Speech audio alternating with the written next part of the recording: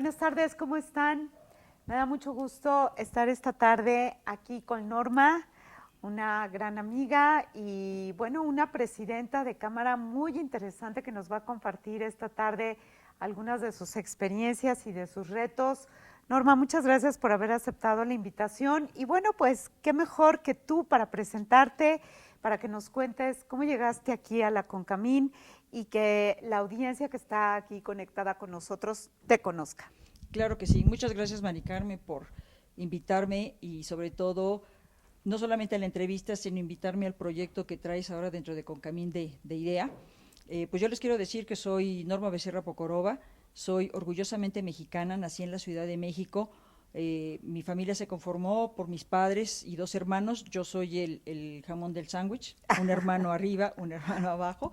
Y bueno, pues toda la vida estudiamos, mi hermana y yo, en una escuela de monjas, y yo siempre fui muy inquieta, fui como el demonio de las monjas, y entonces yo decía que quería estudiar para ingeniera química, pero yo creo que me gradué como ingeniera cínica porque mi hermana, una mujer muy inteligente, pues las monjas siempre me compararon con ella, ¿no? Y entonces pues llega un momento en que dije, bueno, pues si saco 1, 2, 3, 4, 5, 6, pues no importa porque pues ella es muy inteligente y yo no. Y entonces así crecí en esa escuela, la verdad, soy feliz, fui feliz, y nos tocó el problema estudiantil de 68, ¿me entiendes?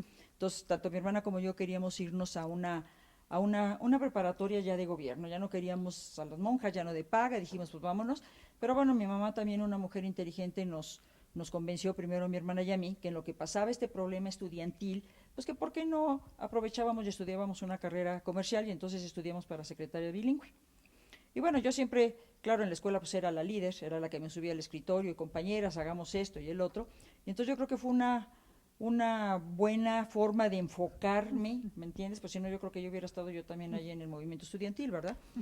Y entonces pues empecé a sacar buenas calificaciones y eso fue como una automotivación, el yo decir, pues sí puedo, a lo mejor no me esforzaba antes porque pues como siempre me compararon, Sí. pues yo era la burra, pues entonces así fue y entonces inclusive mi mamá fue a la escuela a decir, oigan, las calificaciones de esta niña no son estas. Y entonces me automotivaron y mi mamá nos preguntó que, pues, que qué queríamos hacer, si después queríamos hacer, te digo, yo estaba, que quería yo ser ingeniera química, pero eso me motivó y entonces dije, pues vamos a terminar la carrera a ver qué pasa. Me fue muy bien, salí muy bien, con buenas calificaciones que no las había tenido en la vida. Seguí siendo revoltosa, seguí organizando las pintas, seguí en la misma forma en lo que yo había sido. Y entonces, a través de una amiga de mi mamá, cuando yo salí de la escuela, me invitan a una naviera que fuera yo a participar y yo tenía el interés de irme a Estados Unidos a estudiar inglés, porque pues en las escuelas el inglés que nos enseñaban en aquel entonces no era como hoy, que era el 100% bilingüe. Y entonces, pues fui la verdad más a regañadientas que otra cosa. Yo decía, oye, no, mi mamá decía, no, pero si te están invitando, por favor, ve. Pero yo iba con la convicción de decir, no me interesa, muchas gracias, y no me voy a quedar. Entonces me hicieron una prueba. Claro, sales con una taquigrafía y una mecanografía impresionante en el español. Pero cuando viene ya la prueba de inglés, que era una carta, que fue el director de la empresa el que me hizo el examen, pues unos tecnicismos navieros que yo en mi vida había escuchado, ¿no? Y entonces, pues en todo lo que yo no entendí nada, pues dejé huequitos, ¿me entiendes?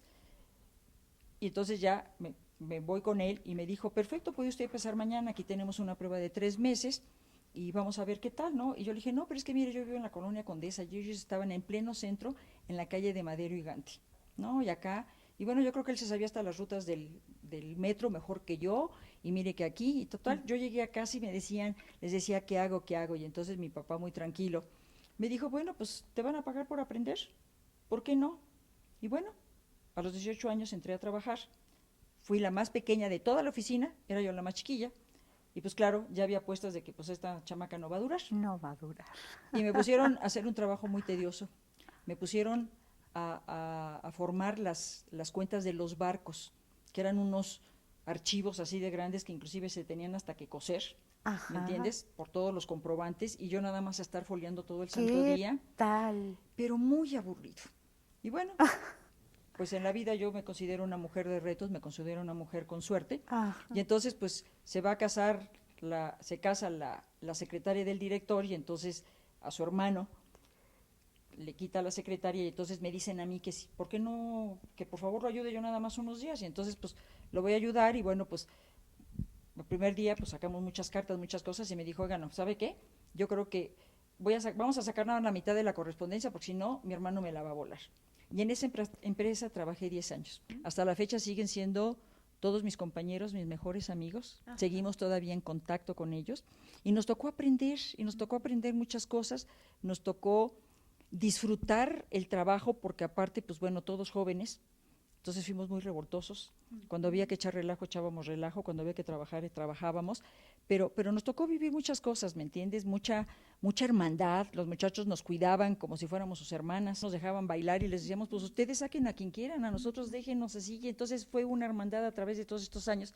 Y bueno, pues yo creo que mi misma forma de ser, de la inquietud, pues cuando decían, ahora hay que hacer esto, pues yo levantaba la mano, como en una ocasión, pues ir a sacar unas refacciones de un buque al aeropuerto, y pues yo voy sin saber ni para dónde ni por dónde, llegué, pregunté, pues dónde está la aduana, pero yo iba con la consigna que esa refacción tenía que irse al puerto de Veracruz ese mismo día porque el barco salía en la noche. Y bueno, pues así estuvimos. Entonces tuve la oportunidad de trabajar con mi mismo jefe, pero trabajar e incursionar en todo.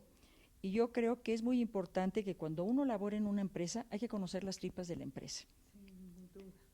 Porque yo siempre he dicho, y soy fiel de lo que es la capacitación, y ya tendremos oportunidad de platicarlo, pero cuando uno conoce exactamente la esencia de la empresa, pues ya tenemos, porque tu abanico de oportunidades se abre, porque dice, bueno, pues yo estaba en cuentas, y después estuve en otra cosa, y después era el director comercial, y pues estuve manejando cambios de tripulaciones de los barcos, estuve haciendo conocimientos de embarque, estuve con las cuestiones de las refacciones, atendiendo clientes, muchas cosas, ¿me entiendes? Y claro, a mí me tocó, si yo les hablo de 1972, pues donde la tecnología, pues no había.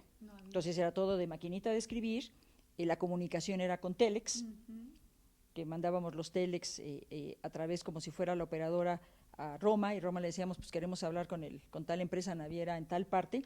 Y bueno, pues eso también nos ayudó a que, como no había la facilidad de la tecnología que tenemos ahorita, pues ahora sí que era un trabajo arduo de hacerlo de máquina, y luego los cables para los capitanes de los barcos tenían no sé cuántas copas carbón, y si te equivocabas, pues tenías que volverlo a hacer. Entonces yo creo que muy interesante. Entonces a mí eso me ayudó a que aprendí.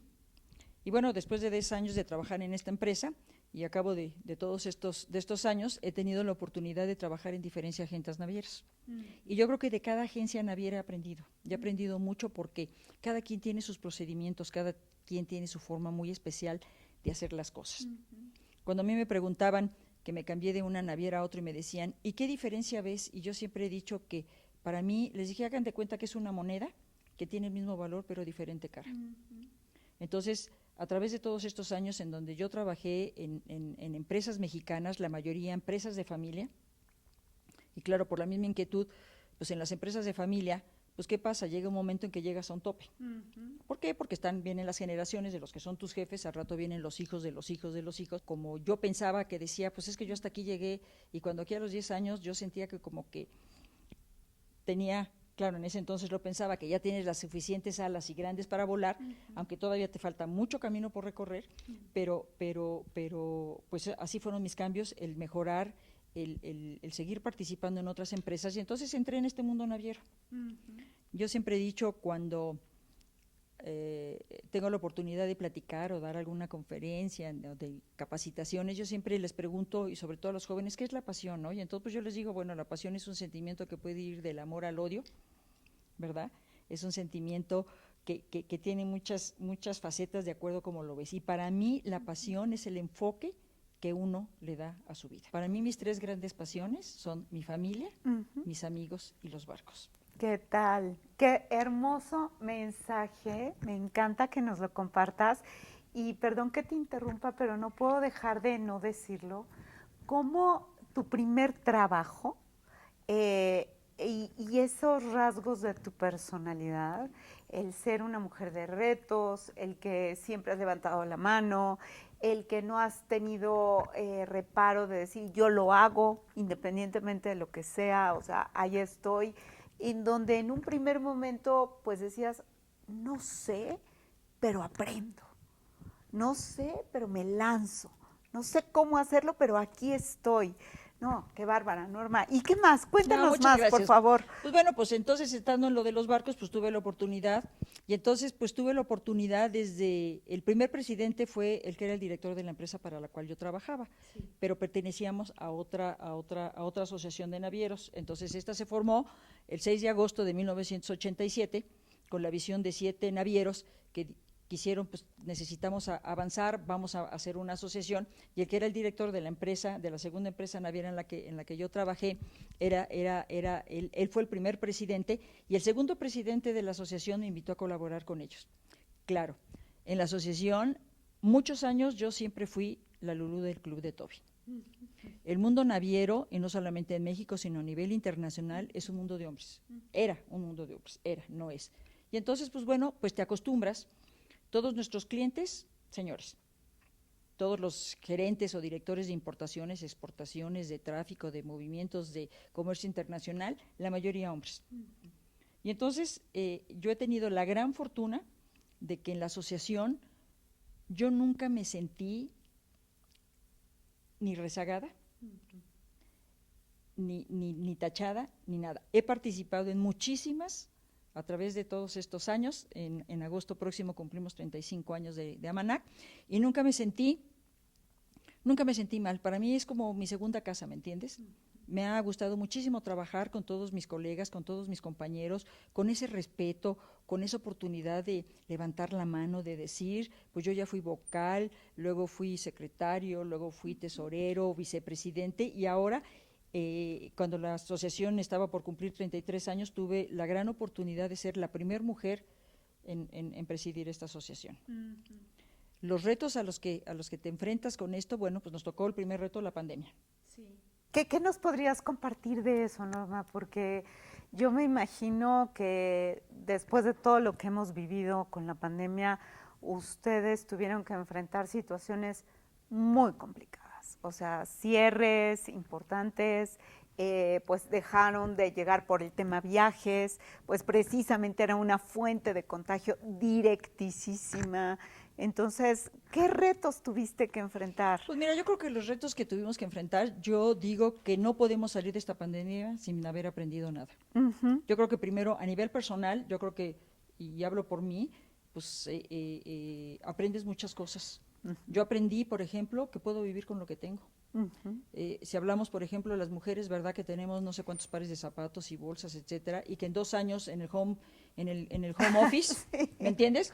Pues a lo mejor nada más que te sigues arreglando. De aquí para arriba, porque todo lo demás Sí, tuvo pero yo que decía, porque alguien cambiar. decía, no, es que yo ya no me arreglo. Y les digo, no, a mí discúlpame, pero yo Muy primero muerta que sencilla, porque el arreglo es para uno. Exactamente. Yo me arreglo como si fuera a salir y me sigo poniendo mis aretes y me sigo poniendo mis collares, porque el arreglo primero es para uno, y sobre todo porque si te llaman para una conferencia, pues tiene uno que estar visible, porque tenemos una representación, que la tenemos, es una representación muy importante, ¿no? Claro. Entonces me invitan a participar, y con esto de lo de la pandemia, pues lógicamente, y gracias a la tecnología, a todas las plataformas que hay ahora en el mundo, que tenemos la oportunidad de contactarnos en 2 segundos, el ya no transportarnos, el aprender a hacer los negocios de forma diferente, aprender a los cambios que se nos iban a venir, porque teníamos muchos retos. Nosotros como sector marítimo, pues yo les digo que nos debemos de sentir orgullosos, porque con todo y la pandemia, pues seguimos trabajando. Para los jóvenes que no habían trabajado, hasta para uno mismo, el estar en tu casa, yo digo que en la casa hay distractores, ¿verdad? Y entonces, el trabajar con una responsabilidad de que tienes que sacar tu chamba, de que tenemos que tener, sobre todo, que a lo mejor a los jóvenes les falta un poquito, tener esa tolerancia y saber manejar el estrés. Porque entonces ya no vamos a la visita con los clientes, el cliente a lo mejor está enojado con uno por alguna situación, pero ya no estás enfrente de él, ¿me entiendes? Ya es en un plan virtual. Y entonces, no, y perdón que te interrumpa, pero creo que es importante comentarlo, porque retomando lo que comentas sobre el aprendizaje que nos ha dejado COVID, y los adultos tenemos que aprender a decir suficiente para que el estrés no haga estragos en nosotros. Creo que ese también fue el mensaje que COVID nos dijo a todos, o sea, los jóvenes aprender a ser tolerantes con el estrés y nosotros los adultos a decir suficiente porque también no hemos sabido gestionar el estrés en ese sentido. Creo que es una lección muy interesante. Sí, claro, y bueno, yo te puedo decir que nuestro sector pues muy importante en toda la cadena logística de nuestro país, en nuestro comercio internacional, en nuestro comercio exterior. Y bueno, yo creo que no solamente nosotros, sino todos los que participamos en esta cadena de logística, los barcos siguieron escalando los puertos, las terminales siguieron operando, los agentes aduanales siguieron haciendo su labor de sus despachos aduanales, los ferrocarriles siguieron rodando y los transportistas y el transporte terrestre también siguió. Y entonces yo creo que gracias a que todos tuvimos que enfrentar, la vida nos cambió de un día para otro, ¿correcto? Y entonces en ese momento dices, pues ¿qué tenemos que hacer? Pues yo digo que hay que tomar el timón bien fuerte, navegar en un mar lleno de retos, porque tenemos que llegar a buen puerto. Entonces, en nuestro país, yo creo que no hemos todavía hasta ahorita sufrido el que tengamos un desabasto. Las mercancías siguen llegando, seguimos siendo una parte bien importante, ¿no? Y yo creo que todos estos actores que acabo de mencionar, pues hicimos porque todos es una alianza estratégica. Nosotros traemos la carga de un puerto a otro, pero de todos modos tenemos y nosotros también hacemos entregas hasta el destino final y ya estamos incursionando, las navieras ya estamos incursionando en proporcionar un servicio integral a los clientes. Entonces ese fue yo creo que uno de los retos, aprender a hacer negocios de otra forma, estar preparados de la mejor forma y nosotros contagiar a las personas y sobre todo a las jóvenes de tomar una responsabilidad, porque digo, ya hasta la fecha no sabemos esto cuánto va a terminar, entonces yo creo que ese ha sido un aprendizaje muy importante para todos. Y retomando esto que comentas, ¿cuál fue la estrategia más efectiva para lograr afrontar este reto? O sea, concretamente, el aprender a hacer de una manera distinta negocios. Creo que ese es el mensaje. ¿Cuál fue la estrategia que tuviste o que tuvieron tú y tu equipo que rediseñar, reconfigurar para aprender a hacer negocios de otra manera, salir un poco de la caja, romper paradigmas, aprender a convivir con personas distintas? A las personas, los jóvenes manejan la tecnología muy fácil, para ellos es muy rápido y uno decía, no, ¿cómo voy a hacer y cómo voy a conectar? Bueno, pues hay que aprender, yo creo que ese fue uno de la estrategia de enfocar a que hay que utilizar la tecnología, hay que utilizar en una forma consciente y positiva también las redes sociales, en ver qué cambios teníamos nosotros que hacer, ¿me entiendes? Y no es labor de uno, entonces la estrategia fue ver la forma de cómo teníamos nosotros que reaccionar para hacer los negocios de forma diferente, de cómo contactar cuando somos una empresa de servicio como es el sector, de ver qué es lo que teníamos que hacer. Nosotros les puedo decir que en la asociación ya a partir de todos estos 35 años, pues tenemos la fortuna de que el 93% de los buques que llegan a nuestros puertos mexicanos son socios de nosotros. El 95% de las cargas que se manejan en los puertos, o sea, para que vean la importancia del sector naviero, son también de asociados. Nosotros tenemos 120 agencias navieras, tenemos 270 agentes de cargas, tenemos 6 oficinas propias en los principales puertos con 11 oficinas de representación y de nuestros 6 delegados, 6 son mujeres. Qué interesante. Ese es un punto muy bonito en que 6 de los 5 son mujeres. Fíjate.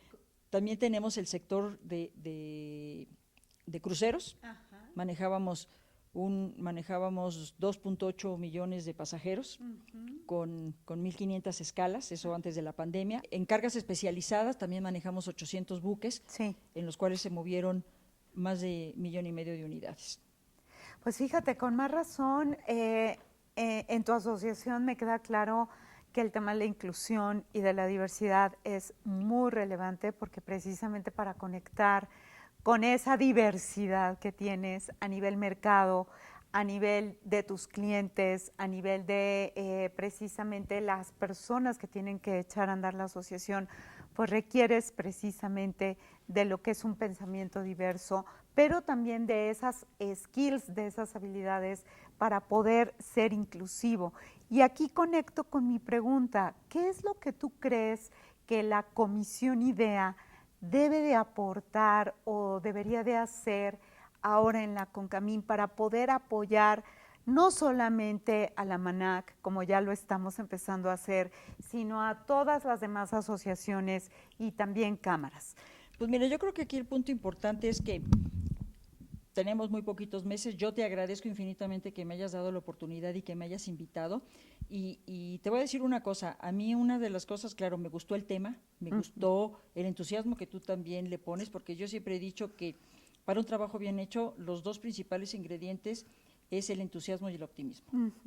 Y entonces me gustó mucho, pero a mí me impresionó que todas las mujeres participantes en este grupo, mujeres muy jóvenes, pero mujeres con una trayectoria impresionante. A mí eso me dio mucho gusto ver, sobre todo a mujeres jóvenes en esta comisión. Y yo creo que con esto, pues nosotros, uno, pues es lógicamente, si la confederación como es CONCAMIN, en donde estamos 120 organismos entre cámaras y asociaciones, pues tenemos mucha tela de dónde cortar. Yo creo que tenemos la oportunidad de poder incursionar, de poder crecer esa inclusión, y también lo que se necesita pues es también capacitar a las empresas, porque posiblemente habrá empresas donde sí tienen la inclusión, pero no lo saben desarrollar o no lo saben promover. Estamos viendo que ya la brecha que teníamos se ha ido haciendo un poquito más chiquita, pero todos nos falta mucho por hacer. Entonces yo creo que también es parte de esta comisión el que nosotros tengamos la oportunidad de capacitar a aquellas empresas, de promover a aquellas personas que quieren participar, ¿me entiendes? Y sobre todo en un tema muy importante que es la capacitación. Excelente. Si no tenemos una preparación en donde nosotros podamos pararnos firmemente en el conocimiento y en la experiencia, y entonces yo creo que eso es lo que nosotros tenemos que permearles también a los jóvenes que nos vienen empujando, que hay que estar bien preparados. Yo creo que eso es lo más importante. Ay, Norma, pues cuánto te agradezco todo lo que nos has compartido, y simplemente sintetizo de las ideas que nos has compartido la importancia efectivamente de capacitarnos, de prepararnos en este tema que es la inclusión. ¿Por qué? Porque al final nos va a beneficiar en nuestros negocios. O sea, yo estoy convencida que la inclusión es un buen negocio, y pues no hay otro camino en estos momentos que desarrollar esa mentalidad, ese estilo inclusivo, ese liderazgo inclusivo, para que salgamos adelante cara a lo que estamos viviendo ahora post pandemia. Pues de verdad, Norma, muchísimas gracias por este espacio, y la verdad es un honor escuchar lo que has hecho, y pues muchas gracias a nuestra audiencia que se ha conectado con nosotros.